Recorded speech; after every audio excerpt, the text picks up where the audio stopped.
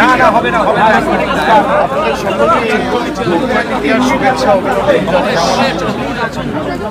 এবং যেহেতু এই লোকসভা নির্বাচনে দল আমাকে আবার সুযোগ করে দিয়েছে ডায়মন্ড হারবার থেকে লড়ার, প্রতিদ্বন্দ্বিতা করার, আমি রীতিনীতি অনুযায়ী যেহেতু আমার ভোট সপ্তম দফা এবং শেষ দফা 1 তারিখে, নমিনেশন পর্ব এবং নোটিফিকেশান 7 তারিখ থেকে শুরু হয়েছে। আজকে আমি মনোনয়ন জমা দিয়েছি।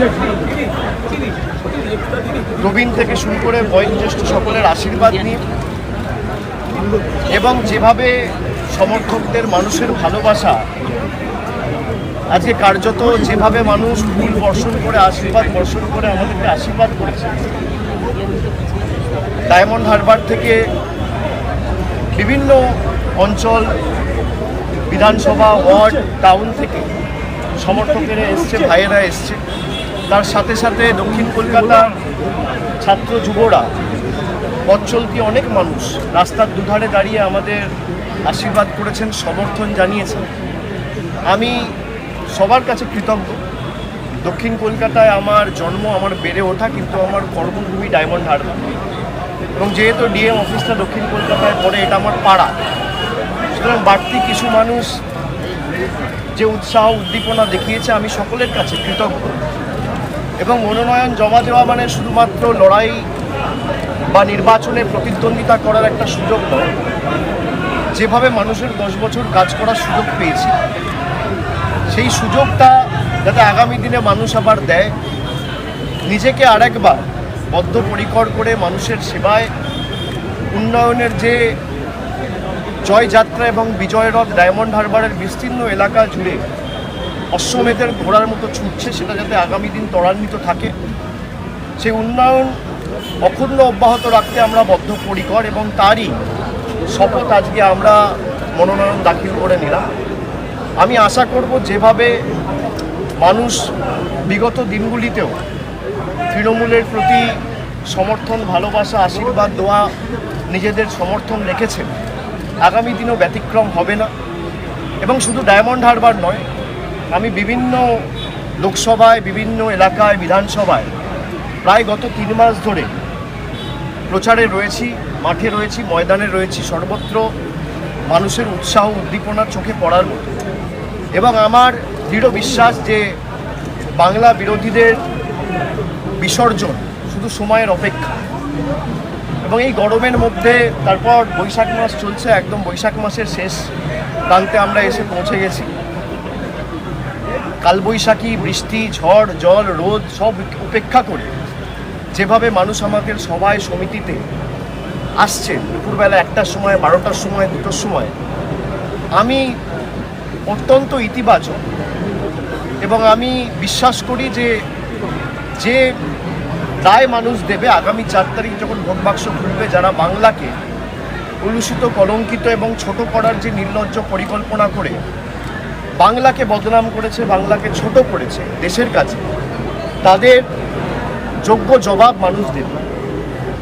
এবং আজকে আমি মনোনয়ন জমা দেওয়ার পর আমি ডায়মন্ড হারবারের মানুষের কাছে, মায়ের কাছে, ভাইয়ের কাছে, ডায়মন্ড হারবার আমার পরিবার, আমি হাত জোড় করে বিনম্র চিত্তে সকলের কাছে আবেদন করব, নিবেদন রাখব যে যেভাবে আমি আপনাদের 2014 সালে লোকসভায় প্রথমবার প্রতিদ্বন্দ্বিতা করার সময় কথা দিয়েছিলাম, 10 বছর আপনাদের বিপদে, আপনাদের দুঃখে আমার সামর্থ্য এখতিয়ার অনুযায়ী যেখানে পেরেছি, কোভিডের সময়, বিধ্বংসী ঘূর্ণিঝড়, বুলবুল, যশ, আমফান, বিভিন্ন সংকটের সময়, উৎসবের সময়, ঈদ হোক বা দুর্গাপুজো হোক বা কালী পুজো হোক, জগদ্ধাত্রী পুজো হোক, খেলা থেকে শুরু করে মেলা, সর্বত্র আমাদের প্রতিনিধিরা, আজকে সব এমএলএরা আমাদের সাথে ছিল, জেলা পরিষদ মেম্বার থেকে পঞ্চায়েত সমিতির সভাপতি, টাউনের চেয়ারম্যান, কাউন্সিলর,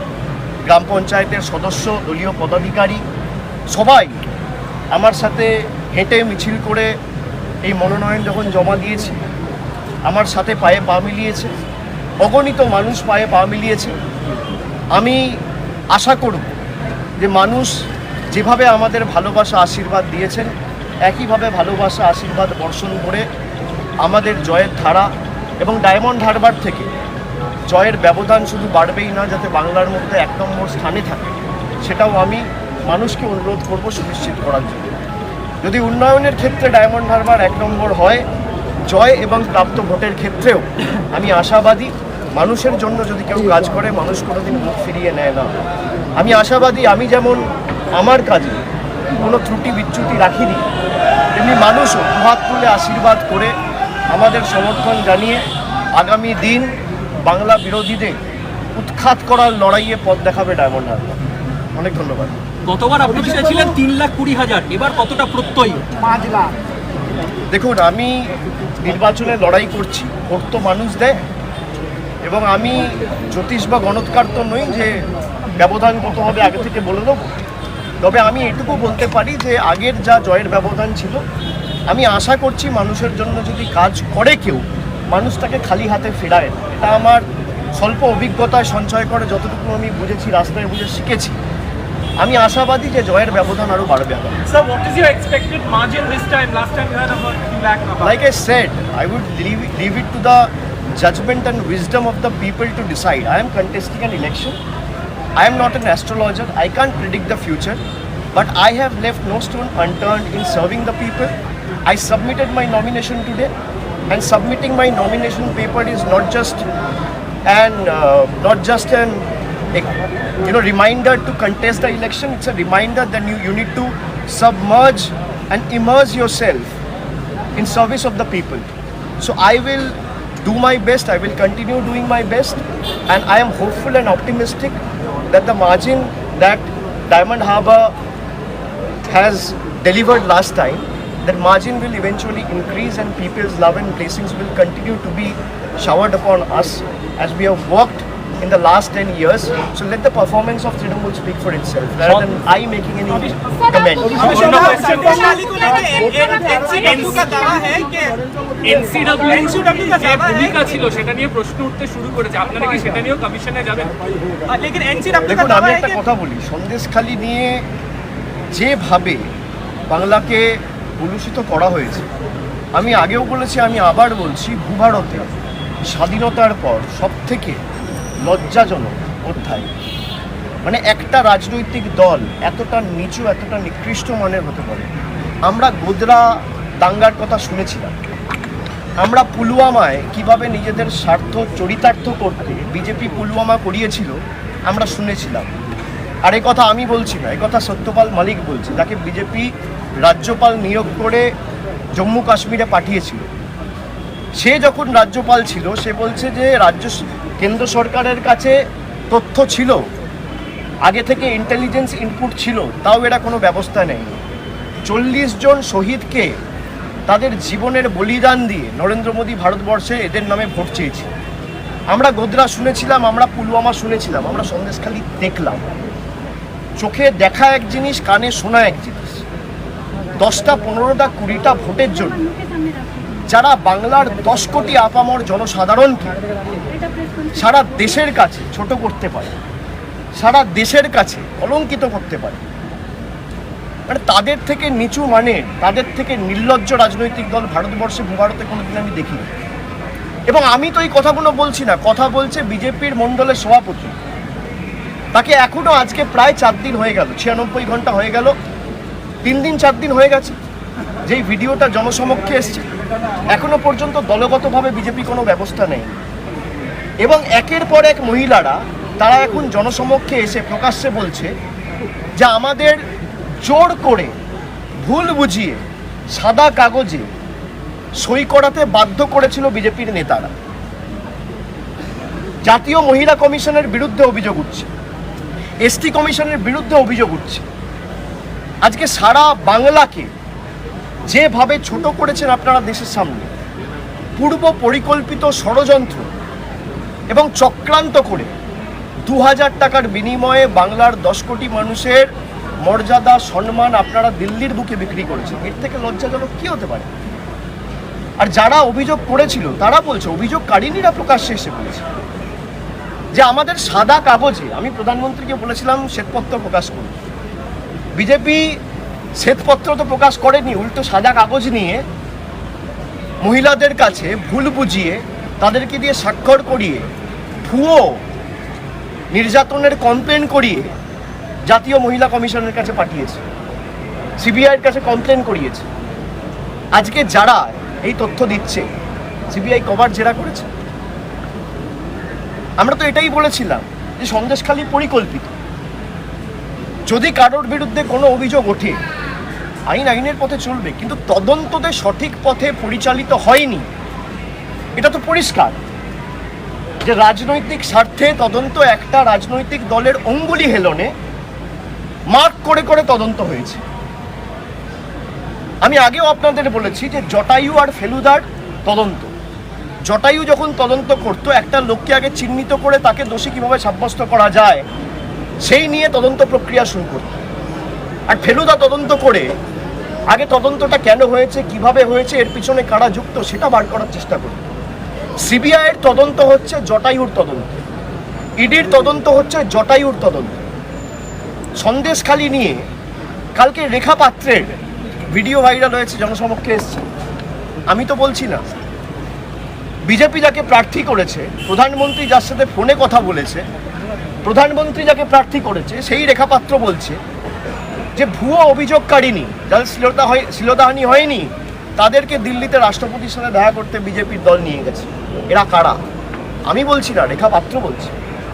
রেখা পাত্র 2000 টাকা নিয়ে কমপ্লেন করেছে, আমি বলছি না, গঙ্গাধর কয়াল বলছে। আমি মনে করি এই জল অনেক দূর গড়াবে, অনেক দূর গড়াবে, এবং সুপ্রিম কোর্ট অবধিও আমি দলগতভাবে অনুরোধ করেছি আমাদের দলনেত্রীকে যে রাজ্য সরকারের তরফ থেকে এই পুরো ভিডিও ফুটেজ যেটা জনসমক্ষে এসছে সুপ্রিম কোর্টের বিচারের সময়, শুনানির সময়, যেন পুঙ্খানুপুঙ্খভাবে ডিটিপি করে জমা দেওয়া হয়। যে বিজেপির মণ্ডল সভাপতি, আর একজন মণ্ডল সভাপতি নয়, দুজন মণ্ডল সভাপতি, গঙ্গাধর কয়াল, শান্তি দলুই, দুজনেই বলছে। একজন বলছে 26 তারিখ এই যে রোবট নামিয়ে অস্ত্র উদ্ধারের যে নাটক, যে চলচ্চিত্র আপনারা দেখিয়েছিলেন, সেটাও তো সংগঠিত, সেটাও তো পরিকল্পিত। তিনি বলছেন যে বিজেপির নেতারা অস্ত্র রেখেছিল, তারপর সিবিআই গিয়ে রেড করে সে অস্ত্র উদ্ধার করেছিল। সন্দেশখালী যে বেলুন এরা ফুটিয়েছিল, বেলুনটা ফুটো হয়ে গেছে, হিতে বিপরীত হয়েছে। এরা বাংলাকে অন্যান্য রাজ্যের সাথে তুলনা করে। আজকে বাংলার মানুষ রুখে দাঁড়িয়েছে, এবং আমি সন্দেশখালীর মায়েদের, বোনেদের, দিদিদের আমি নতমস্তকে বড় জোরে আমি প্রণাম জানাই, স্যালুট জানাই যে তারা একে একে সামনে বেরিয়ে এসে বিজেপির প্রকৃত স্বরূপটা মানুষের সামনে তুলে ধরছে। এবং সংবাদ মাধ্যমের আপনারাও তো গেল রব তুলেছিলেন সন্দেশখালী নিয়ে। আজকে আপনারা কদিন ধরে টকশো করেছেন, সন্ধ্যেবেলা আলোচনা সভা করেছেন। তৃণমূলের জন্য করতে হবে না, বাংলার জন্য করুন। আরে আমাদের বিরুদ্ধে অভিযোগ, আপনি তৃণমূলকে ছোট করতে গিয়ে বাংলাকে ছোট করছেন কেন? আপনি মমতা বন্দ্যোপাধ্যায়, অভিষেক বন্দ্যোপাধ্যায়কে আক্রমণ করতে গিয়ে বাংলার 10 কোটি মানুষের অপমান করছেন কেন? আপনার ইডি, সিবিআই, আপনাদের রাগ তো, আক্রোশ তো আমাদের উপর। আমরা তো আইনি পথে লড়ছি, আমরা আগামী দিনেও লড়ব, কিন্তু 10 কোটি মানুষের কাছে, 10 কোটি মানুষের সম্মান আজকে আপনারা 140 কোটি মানুষের সামনে এই যে ছোট করলেন, বাংলাকে বদনাম করলেন, খালি নির্বাচনে ফায়দা লুটবেন বলে। আমি বলছি না, আমি গোর্ধার কথা শুনেছিলাম যে বিজেপি নির্বাচনে ফায়দা লোটার জন্য দাঙ্গা করায়। আমরা শুনেছিলাম পুলওয়ামার কথা, আমরা চোখে দেখলাম সন্দেশখালী। আর এই তথ্য অভিযোগ তৃণমূল কংগ্রেসের কোনো সমর্থক করেনি, বিজেপির পদাধিকারীরা করেছে, রেখা পাত্র করছে, গঙ্গাধর কয়াল করছে, শান্তি দলুই করছে। এমনকি যে মহিলার বিরুদ্ধে অভিযোগ, সেও বলছে আমি জানি না, আমাকে দিয়ে জোর জবরদস্তি স্বাক্ষর করে দিয়ে চলে গেল। আমরা প্রধানমন্ত্রীকে বলেছিলাম শ্বেতপত্র প্রকাশ করুন, উনি সাদা কাগজ প্রকাশ করেছেন ঠিকই, কিন্তু সাদা কাগজ প্রকাশ করে মহিলাদের কাছে গিয়ে সেই সাদা কাগজে স্বাক্ষর করিয়ে ভুয়ো কমপ্লেন দিয়ে বাংলাকে কালিমালিপ্ত, কলঙ্কিত করার যে প্রচেষ্টা, সেটা আজকে মানুষের কাছে পরিষ্কার। এবং আমি বিশ্বাস করি এর জবাব মানুষ ভোট বাক্সে দেবে। মানুষ আর যাই হোক, আপনি তৃণমূলের প্রতি যা বলার বলুন, কিন্তু বাংলার প্রতি অন্যায় সহ্য করবেন না। আমরা তো বাংলা বিরোধী বলতাম টাকা আটকে রেখেছিলেন বলে, আমরা বাংলা বিরোধী বলতাম আপনি ঈশ্বরচন্দ্র বিদ্যাসাগরের আবক্ষ মূর্তি ভেঙেছিলেন, আমরা বাংলা বিরোধী বলতাম আপনাদের সভাপতি সুকান্ত মজুমদার স্বামী বিবেকানন্দকে অজ্ঞ বামপন্থী প্রোডাক্ট বলে। আমরা বাংলা বিরোধী বলেছি আপনারা আবাসের টাকা আটকে রেখেছেন বলে, গরিব মানুষের 100 দিনের টাকা আটকে রেখেছেন বলে। আজকে মানুষ বুঝতে পারছে যে এদেরকে বাংলা বিরোধীর তকমা এই কারণে দেওয়া হয়েছে, এই কারণে আমরা বাংলা বিরোধী বলছি।